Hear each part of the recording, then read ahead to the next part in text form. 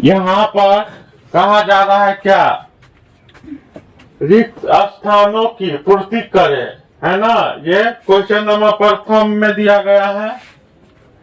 Question number 1 में क्या दिया गया है, एक वास्तविक संख्या क्या है, ए है, जो क्या है, बहुपद है, पी एक्स का शून्यक होगा, पी एक्स बराबर क्या होगा, है ना।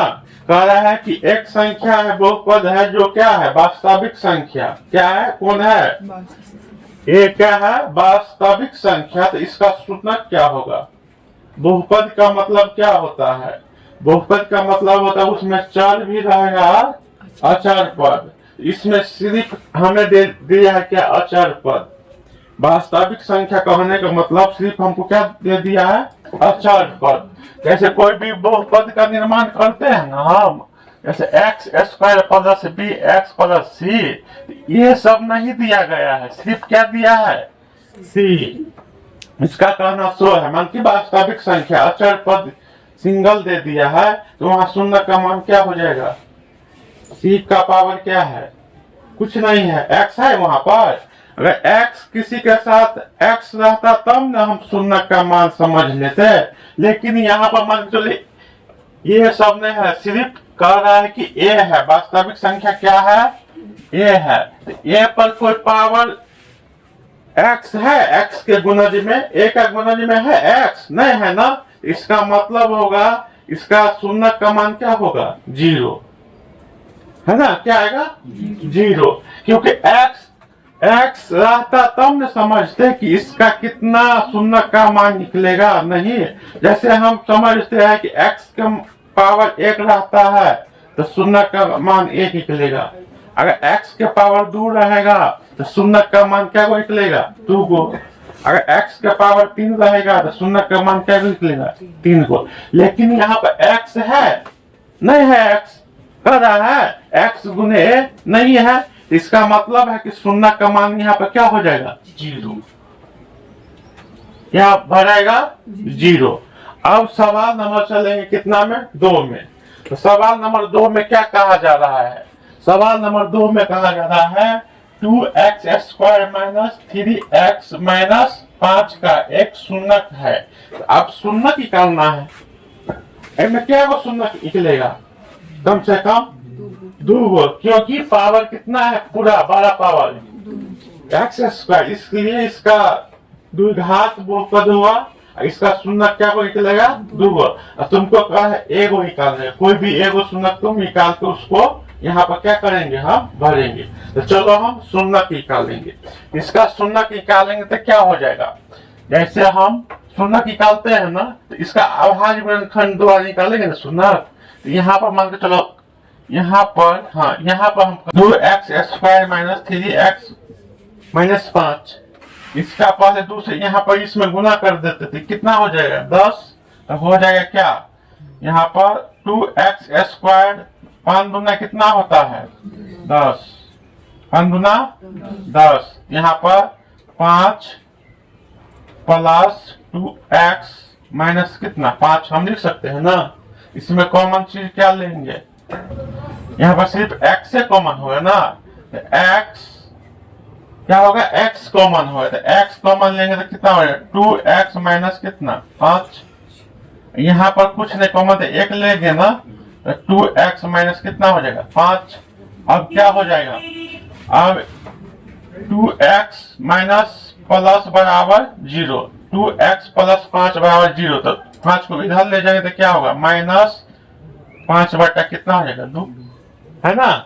5 को इधर ले गए तो माइनस लग गया 5, बटा में है तो यहाँ पर गुना में है x का, तो बराबर के इस साइड जाएगा तो क्या हो जाएगा, बटा में। एक शून्य तो ये भी हो सकता है, दूसरा शून्य क्या बचेगा हमें, x प्लस 1 बराबर 0, तो x माइनस 1, एक शून्य ये भी हो सकता है। इसी में से तुम कोनो शून्य को भर लो, दोनों भर लो, इसमें क्या क्या हो जाएगा, या तो माइनस 1 बटा 2 भी होगा, या माइनस 1 भी, इसका क्या होगा, शून्य का मान हो जाएगा, है कि नहीं। समझ में आ रहा है कि नहीं, कि नहीं आया। इसको गुणनखंड कर, इसको गुणनखंड किए, और जब x का मान 2 को निकलवे करेगा तो दोनों शून्य का मान क्या होगा, हो गया। तुमको क्या पूछ रहा था, सिर्फ एगो, है ना। चलो अब सवाल नंबर कितना पर चलेंगे आप, 3 पर। तो सवाल नंबर 3 में क्या कर रहा है, 3x² माइनस 5x माइनस कितना 7। इसको बनाने के लिए हम क्या करेंगे, यहाँ पर तो a का मान क्या होता है, a का मान पर निकालेंगे ना। a का मान क्या होगा, समझो a का मान कितना हो जाएगा, 3 में a का मान कितना होगा, a में यही होता है ना, x² के गुणज जो होगा a का मान होता है। तो a का मान कितना आ गया 3। उसी प्रकार से b का मान कितना हो जाएगा -5। उसी प्रकार से c का मान कितना हो जाएगा 7 प्लस में ना, +7। अब तुम पढ़ चुका है ना कि तू पढ़ चुका है ना योगफल का फार्मूला, द्विघात बहुपद में योगफल का फार्मूला और गुणनफल का क्या होता है, होता है एक alpha plus beta minus B बटा कितना ए। तो बी का मान कितना है -5। पहले से भी -5 लागल है बी में, तो माइनस माइनस क्या हो जाएगा प्लस। ए का मान कितना है, तो क्या होगा 5/3 क्या आ जाएगा इसमें योगफल। अब गुणनफल तो अल्फा इंटू बीटा सी बटा क्या होता है ए। तो सी का मान कितना है बताओ 7 है, ए का मान कितना है 3। तो योग अति गुणनफल का मान कितना आ जाएगा 7/3। तो योगफल कितना आया है, यहाँ पर हम लिख सकते हैं ना, योगफल कितना आया है 5/3 और गुणनफल कितना आया है 7/3। हो गया। चलो अब इसको हम साफ कर देते हैं, फिर अगले का सवाल में क्या कहता है। अगले का सवाल में इसका गुणनखंड बताए थे ना, सिद्ध किए थे ना। इसमें हम क्या लिए थे, एक कॉमन लिए थे, तब इसका अवहार्य गुणनखंड किए थे, गुणनखंड नहीं किया था। तो उसमें क्या आया था अंत, यहाँ पर क्या भराएगा ए भराएगा, क्या भराएगा ए। नहीं समझाए हैं, सिद्ध किए थे तो यहाँ पर क्या भराएगा ए। अब कह रहा है a² plus b x plus c के शून्य कितना इतना हो तो इतना इतना का मान क्या होता हो जाएगा ना। फॉर्मूले है, क्या है फॉर्मूले है, a का मान a, b का मान b और c का मान c। क्या होगा माइनस b बटा क्या हो जाएगा यहाँ a, यहाँ c बटा a।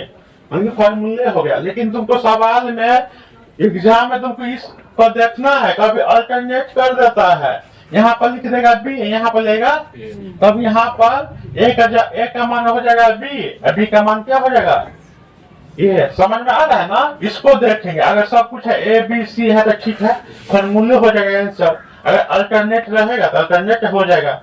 समझ में आ रहा है कि नहीं। कभी क्या कर देता है bx² plus ax plus c घुमा देता है कभी का। तो हम जैसा आधार है वैसा ही, a का मान a हो गया, b का मान b, c का मान c। अगर अल्टरनेट होता तो a का मान b हो जाता है, b का मान a।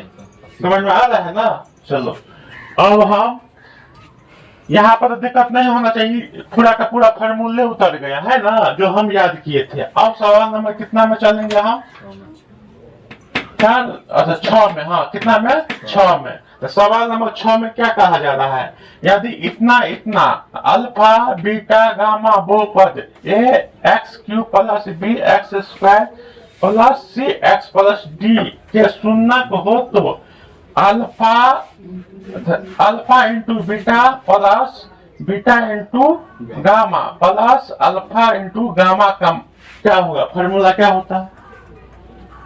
दो गुणनफल का योगफल का फॉर्मूला याद किया है त्रिघात बहुपद में। तो इसका फॉर्मूला क्या होगा c बटा a। तो क्या होगा यहाँ पर भरेगा c बटा a। चलो यहाँ तक समझ गए। अब सवाल नंबर क्या है, अंतिम है, 7वां सवाल है। 7वां सवाल में क्या कहा जा रहा है,